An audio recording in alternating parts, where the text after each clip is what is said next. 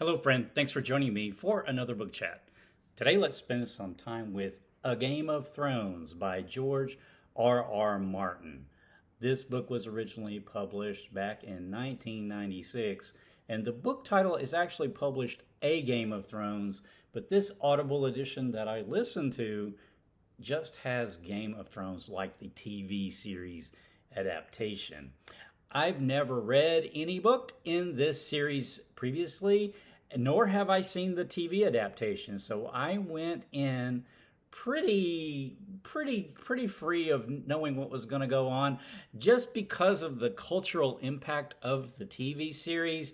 I was aware of the main characters already somehow, just I guess through osmosis, through cultural osmosis. I knew the main characters and I knew a bit about what was going to happen, but a lot of the details I did not know. So yes, a lot does happen in this book.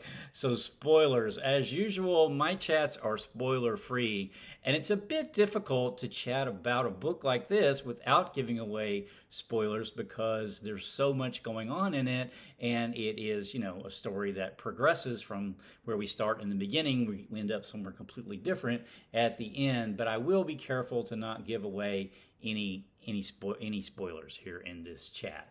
So, A Game of Thrones by George R.R. Martin. This is definitely what I would call epic fantasy, but it's also political fantasy because A Game of Thrones, as you might guess, is really all about power, political power.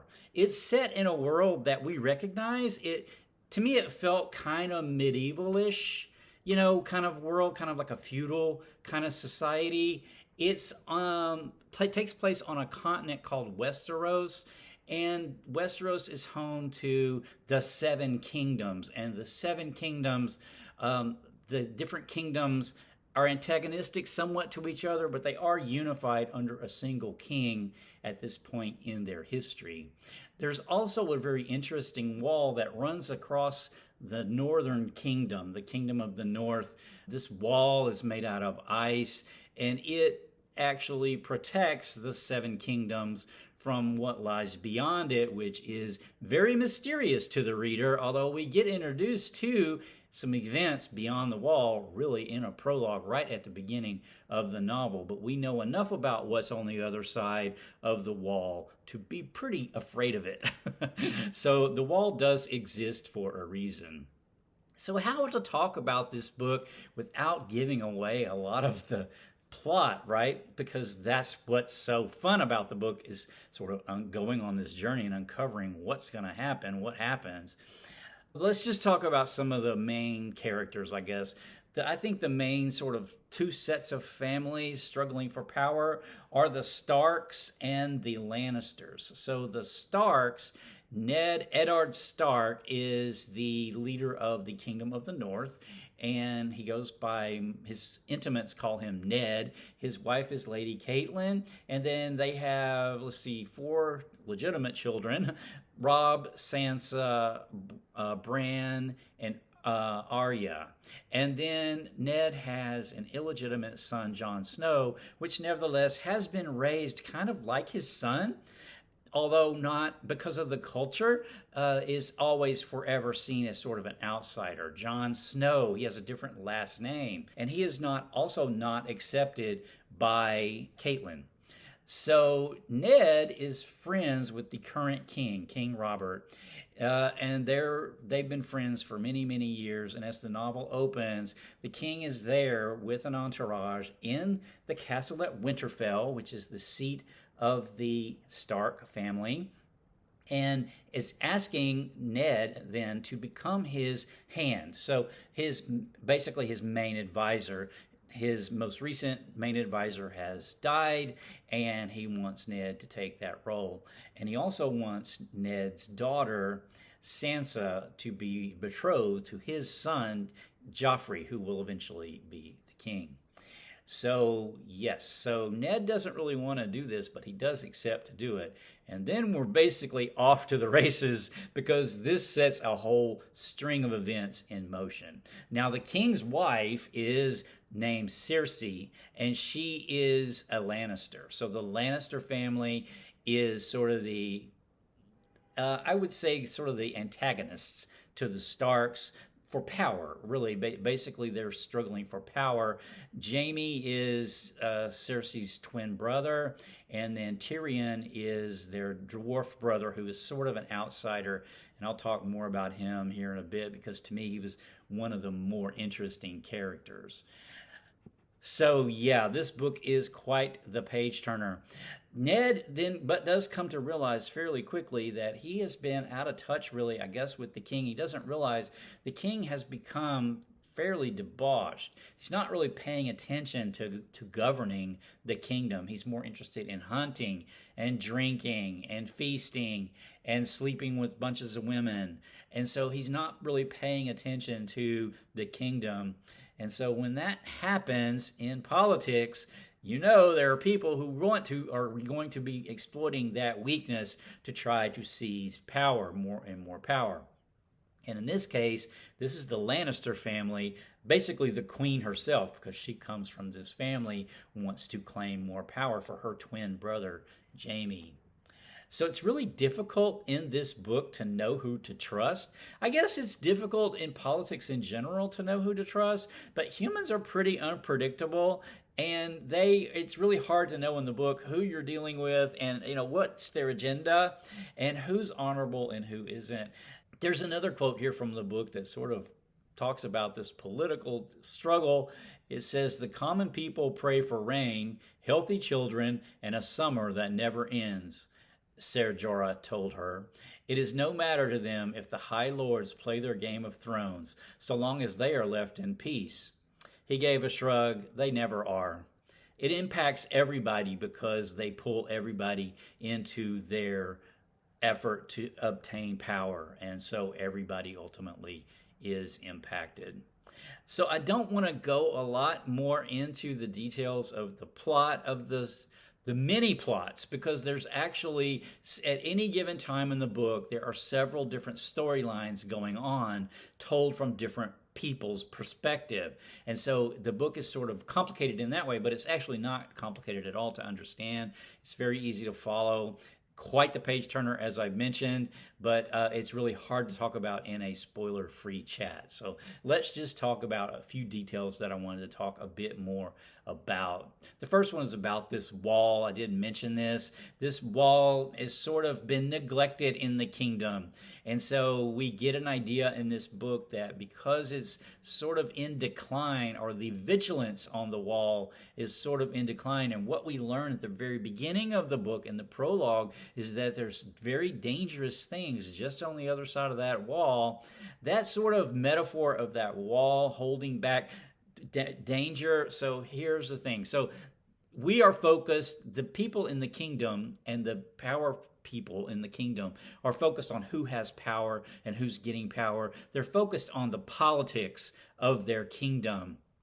And they're ignoring the more existential crisis that's outside the wall.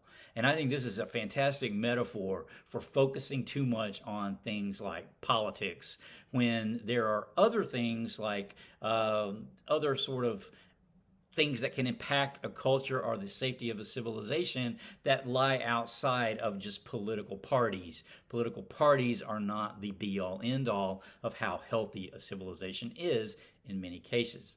So I thought that was pretty interesting. I wanted to talk about Daenerys. Daenerys is a character that's, she is the daughter of the previous king who was deposed. She has been exiled, and her brother has given her in marriage to this man named Drogo, who's in a different kingdom that's across a little ocean. And it's kind of like a steppe, kind of like the Asiatic steppes, meaning they're nomadic people, and they have a similar culture to maybe like the Scythians. And so she finds herself in this sort of alien world and having to figure out how to live there. And her character to me is so interesting, as is Tyrion Lannister. I mentioned he is the dwarf brother of the Lannisters. He is also an outsider, and being an outsider, in observing the actions of all the sort of the political movers and shakers of the Seven Kingdoms, and yet he's an outsider. He has a unique perspective. But yeah, he was actually Probably he and Daenerys were my two favorite characters in the book, I think. I also really enjoyed Jon Snow. Favorite quotes: "Winter is coming." This is the I guess you could say the house saying of the Stark family of the Kingdom of the North. Winter in this fictional fantasy world, the seasons don't have set times, so winter is always coming. The summer in this book has lasted many years, I think, from what I gathered, and yet the Starks know, being from the Kingdom of the North, that there's always a winter coming. So there's always going to be a struggle in life, right? So I love that metaphor of winter is coming because it's so true to life that things can't always be summertime. There's another quote here that says, "When the snows fall and the white winds blow, the lone wolf dies, but the pack survives." The Kingdom of the North people, the Stark family, knows that it takes a strong community to survive in difficult times, and going alone you're not going to be able to survive for very long. Tyrion Lannister once says to Jon, I believe it's Jon Snow, he says, "Never forget what you are, for surely the world will not. Make it your strength. Then it can never be your weakness. Armor yourself in it, and it will never be used to hurt you." I love that quote because Tyrion, being an outsider, is often dismissed because of his size, and so therefore, but he knows he's actually among the most knowledgeable of all the characters, I think. But he, owns who he is, and he's saying, don't forget who you are, because the world is always going to be there to remind you of who you are, where you came from, and what your place is.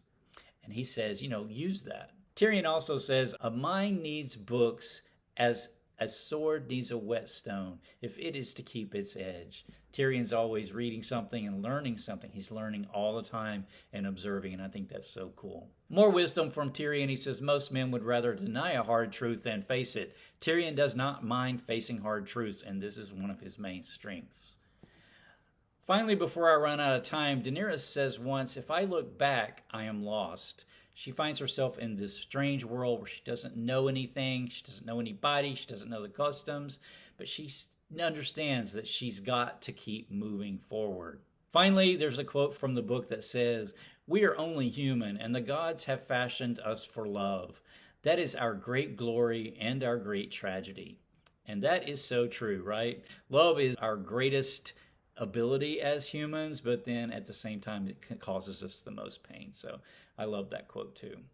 All right, I am out of time for this chat. I did enjoy this. I haven't read the second book in the series yet, although I will eventually, but I had to take a break because it was a bit exhausting, this book.